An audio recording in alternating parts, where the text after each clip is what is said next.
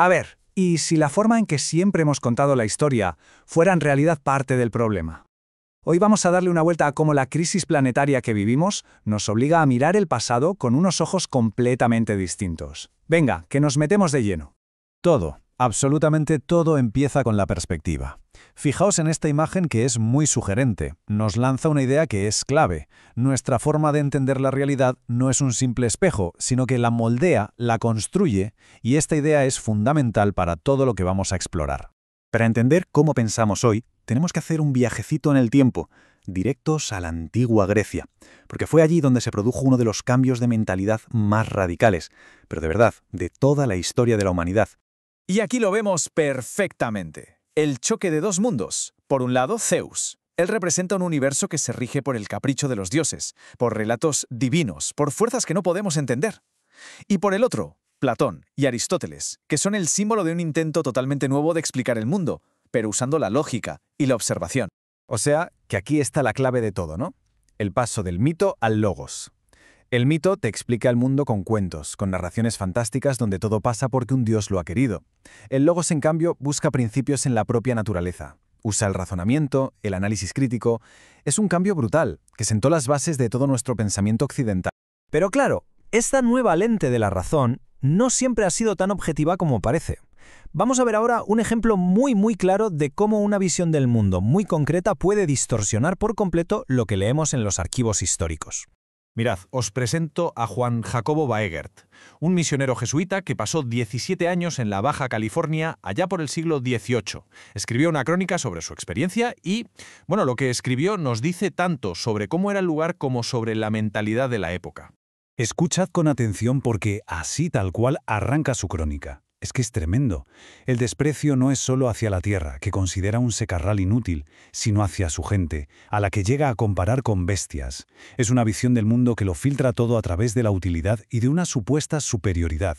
Y ojo, que esto no era un caso aislado, ¿eh? Un siglo más tarde, un geólogo, William Moore Gabb, en plena expedición científica, hablaba así de la población local. Fijaos bien en el lenguaje que usa, indolente frente a iluminada energía. Es básicamente la justificación ideológica perfecta para la expansión y la conquista. Y ya a principios del siglo XX, el sacerdote Dean Harris lo dice sin ningún tipo de tapujo. Aquí ya es que ni se cortan. La civilización se presenta como una fuerza destructiva, sí, pero necesaria y positiva. La naturaleza y los pueblos indígenas son simplemente obstáculos en el camino que tienen que desaparecer. Y aquí está el meollo de la cuestión. No estamos hablando de prejuicios de 4 personas, no. Estamos hablando de un patrón de pensamiento, de un sistema. Una visión colonialista y racista, por supuesto, un antropocentrismo que hace que la naturaleza solo se vea como un almacén de recursos, y esa idea tan tóxica de que otras culturas están atrapadas en el pasado como si fueran fósiles vivientes. Claro, toda esta forma de ver y de entender el mundo nos ha traído inevitablemente hasta aquí, a un momento tan crucial que algunos científicos han decidido que necesita un nuevo nombre, un verdadero punto de inflexión para el planeta y para la humanidad. El Antropoceno. Suena palabreja, ¿verdad? Pero es súper importante. Viene del griego antropos, que significa humano, y kainos, que significa nuevo. Es la propuesta para nombrar la era en la que estamos. Una era en la que la humanidad se ha convertido en una fuerza geológica, tan potente como un volcán o una edad de hielo, capaz de cambiar los sistemas básicos de la Tierra. Y esto es importantísimo, ¿eh? El antropoceno no es un problema que podamos solucionar con un par de arreglos y listo. Es un predicamento. O sea, una nueva realidad, una situación permanente que nos obliga a repensarlo absolutamente todo. Ya no hay vuelta atrás, solo podemos aprender a vivir en estas nuevas condiciones. Por supuesto, como pasa con estas cosas, hay mucho debate con el nombre. ¿De verdad es toda la humanidad la responsable? Hay quien propone capitaloceno para señalar directamente al sistema económico.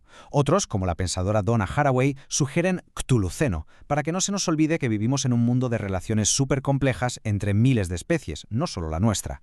El debate en sí ya dice mucho. Vale, pues con todo esto en la cabeza, con esta nueva conciencia del antropoceno, ¿cómo volvemos a leer aquellas crónicas de Baja California? ¿Qué es lo que vemos ahora que antes quizás se nos pasaba por alto?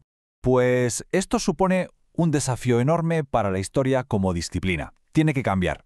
Primero hay que ampliar el reparto. La historia ya no puede ser solo sobre personas. El clima, los virus, los ríos, todos ellos son también protagonistas. Segundo, la gente que se dedica a la historia necesita una alfabetización científica para poder hablar con geólogos, con biólogos. Y tercero, y muy importante, la historia tiene que servirnos para imaginar otros futuros posibles, no solo para quedarnos anclados en el pasado. Y aquí vemos de forma brutal las consecuencias reales. Aquella visión del mundo de los cronistas no era algo inofensivo que se quedaba en el papel. Para nada. Se tradujo en un desastre tangible, epidemias que aniquilaron a la población, guerras constantes, la extinción de lenguas enteras como el uchití o el pericú y el desplazamiento forzoso de comunidades enteras. Asumir que vivimos en el Antropoceno significa sí o sí que tenemos que empezar a abandonar ideas viejas, ideas que al final son las que nos han metido en este buen lío. Tenemos que romper con estas divisiones tan simples que hemos heredado: civilización contra barbarie, cultura contra naturaleza, lo humano contra lo no humano. La realidad es mucho, pero mucho más enredada.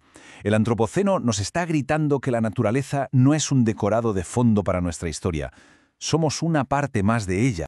Así que, al final, de lo que va todo esto no es solo de tecnología o de política. El gran reto es ético y emocional. Se trata de cultivar una empatía de verdad, una que nos permita vernos no como los dueños y señores del planeta, sino como un hilo más en la increíble y complejísima red de la vida.